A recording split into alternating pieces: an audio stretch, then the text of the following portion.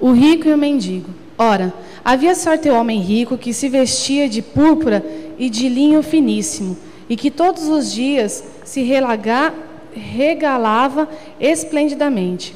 Havia também certo mendigo, chamado Lázaro, coberto de chagas, que jazia à porta daquele, e desejava alimentar-se das migalhas que caíam da mesa do rico, e até os cães vinham lamber-lhe as úlceras.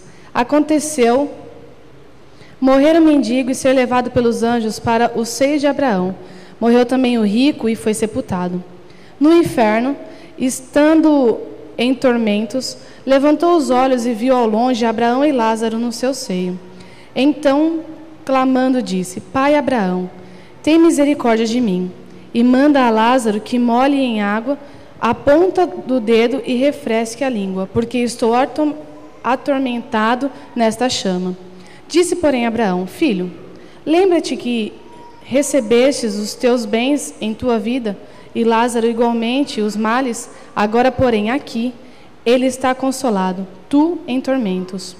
E além de tudo, está posto um grande abismo entre nós e vós, de sorte os que querem passar daqui para vós outros não podem, nem os de lá passar para nós. Então replicou: Pai, eu te imploro que mandes a minha casa paterna, porque tenho 5 irmãos, para que lhes dê testemunho, a fim de que não virem também para este lugar de tormento. Respondeu Abraão: Eles têm Moisés e os profetas, ouçam-nos. Mas ele insistiu: Não, pai Abraão, se alguém dentre os mortos for ter com eles, arrepender-se-ão. Abraão, porém, lhe respondeu: Se não ouvem a Moisés e os profetas, tampouco se deixarão persuadir, ainda que ressuscite alguém dentre os mortos. E aí, pessoal? Difícil, né? Imagine se alguma pessoa chegasse para você, abrisse essa passagem e falar: E agora? Me explica. O que eu faço agora? Essa parábola tem algumas explicações. Primeiro, a gente não pode basear a nossa crença em uma parábola.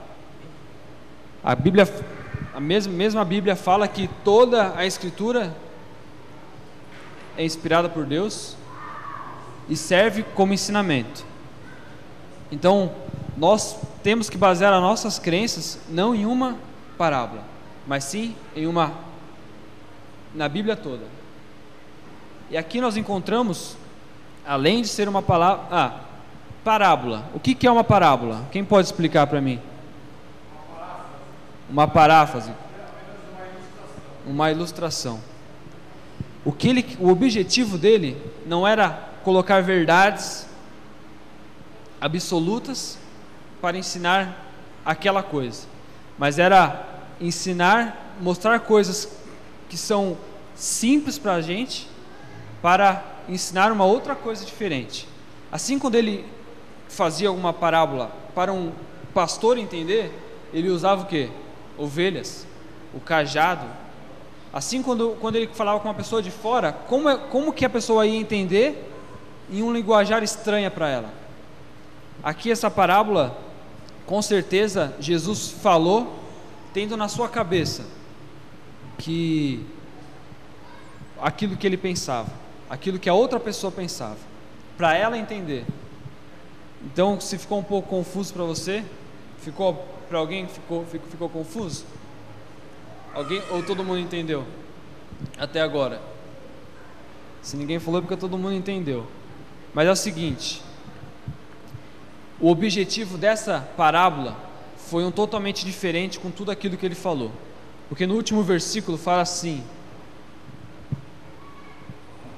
Lucas 16 fala assim: Respondeu Abraão: Eles têm Moisés e os profetas. O que é Moisés e os profetas?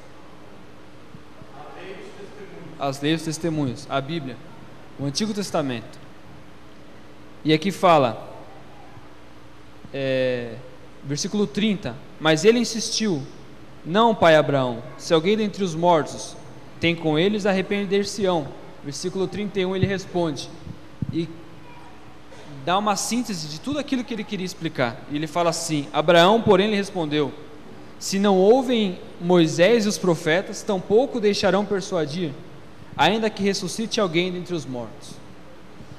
Se a gente tem uma doutrina que não é inspirada na Bíblia, se as pessoas não acreditam nisso, a gente não tem mais o que falar. Porque se Moisés e os profetas falaram e eles não ouviram, pode até um morto se levantar e falar para ele que ele não vai entender. Então é isso que Jesus quis dizer com essa parábola. O objetivo da parábola não é ensinar o inferno, não é ensinar as outras coisas, mas tinha outro objetivo totalmente diferente, que era mostrar que o arrependimento, o ensino, se ele não acreditar na Bíblia, não tem como fazer outra coisa. Ficou claro? Tá, e como falou, muitos lugares falam sobre o inferno. E o que seria realmente a palavra inferno? A gente vai para o inferno? O que seria isso? Sim. O ser humano, Deus ensinou para o ser humano que ele mora no céu. E assim, o ser humano, vendo que Satanás é totalmente diferente de Deus, falou: se Deus mora no céu, Satanás mora no inferno. É isso que nós aprendemos desde criancinha, não é? O que o mundo aí fora prega. Só que se a gente for no grego para ver o que significa inferno, me assustou muito. Porque no grego a palavra inferno significa sepultura. Sepultura, que quando a pessoa... Isso embasou ainda mais a minha fé. Porque o inferno significa que a pessoa morre e vai para o inferno, vai para a terra, vai para a sepultura. Então, para mim, isso esclarece muita coisa, né? O que eles queriam dizer quando falavam inferno era o quê? A sepultura. E em relação à vida de Jesus, como que Jesus considerou a morte, e também como que a gente pode considerar aquela parte em que Jesus fala para o ladrão da cruz, sobre o céu e que eles iam se ver? Tá certo. Aqui tem duas perguntas. Qual é a primeira mesmo? Como Jesus considerava a morte? Jesus considerava a morte. Aqui eu acho que todo mundo já leu na Bíblia a história de Lázaro. Lázaro foi aquele que morreu, né? Foi sepultado, e Jesus veio e ressuscitou. O interessante é que quando chega o enviado da família de Lázaro para Jesus, ele fala assim: Lázaro morreu. E aí Jesus responde o quê?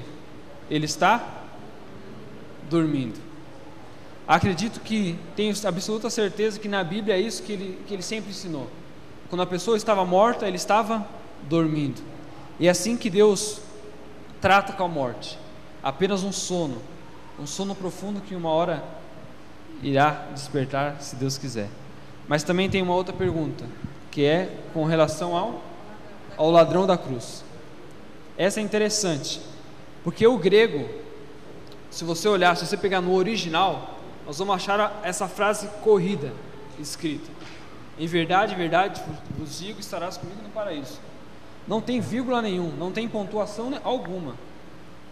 Só que se nós pararmos e analisarmos friamente o texto, a gente pode tomar duas posições: em verdade, verdade vos digo, hoje estarás comigo no paraíso. Então nós vamos subir e vamos nos encontrar quando lá no céu?